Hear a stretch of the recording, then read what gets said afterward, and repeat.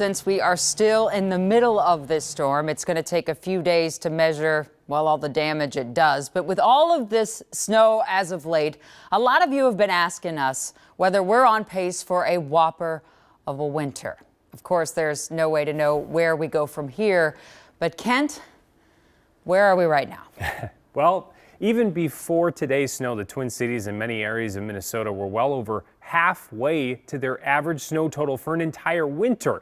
That's because so far we've been warmer and wetter than average. State climatologists say that's important as we recover from a drought, but it does not necessarily mean it will last.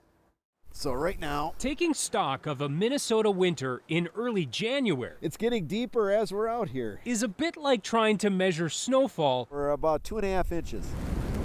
In the middle of a snowstorm. And that's since when? I cleared it at 8 in the morning. But climatologist Pete Boulay says if you look at total snowfall, or even just the snowpack in St. Paul, this clearly isn't your average start to winter. 10.7 inches on the ground right now. Is that pretty good for January at this time? Oh yeah, that's pretty good. And even if you set this snow aside, the Twin Cities has seen more than a foot more snow than average. St. Cloud is up 10 inches and Duluth is more than 2 feet above normal. Though Pete says even the term normal has shifted along with rising winter temperatures over the years. Twin Cities is a little unique. We had some big storms in the 1980s, so when they recalculate the normals, our seasonal snowfall has actually gone down by a few inches. It used to be around 54, now it's about around 51.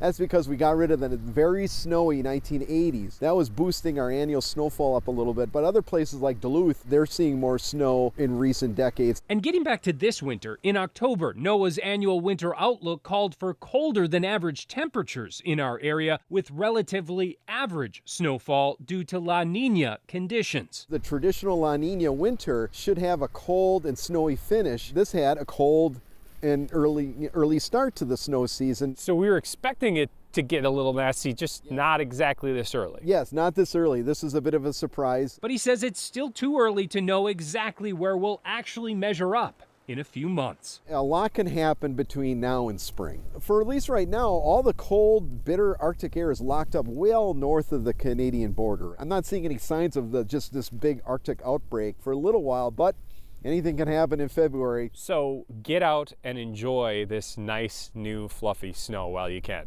And there's the positive thing. If we're like above normal but not really warm, it'll be pleasant to enjoy the snow. There will be opportunities for winter recreation this year. Anything you like to get out and do? Recreational snow shoveling. That's my activity this winter so far. I'm doing a lot of that, and I think I'll be doing more of it soon.